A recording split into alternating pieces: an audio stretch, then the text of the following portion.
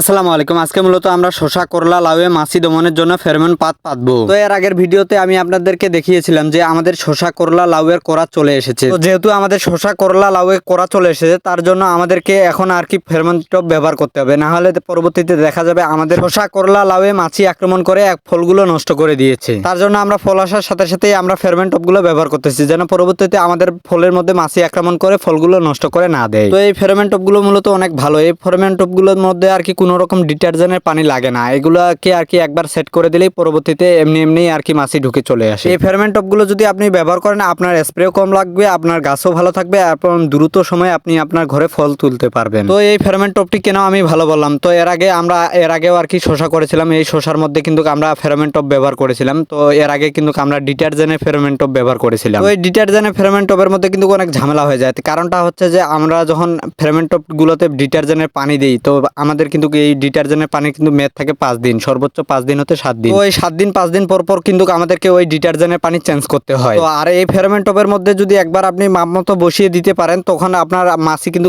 আপনি চলে আসবে আপনার ফেরোমন টপের মধ্যে। তো আমি কিন্তু কয়েকদিন আগে কিন্তু শসার মধ্যে ফেরোমন টপ লাগাইছিলাম। তো লাগানোর পর দেখেন কত পরিমাণে আর কি মাছি ভিতরে ঢুকে আছে। তো বন্ধুরা, আজকের ভিডিওটি এই পর্যন্তই। তো সবাই ভালো থাকবেন, সুস্থ থাকবেন। আসসালামু আলাইকুম।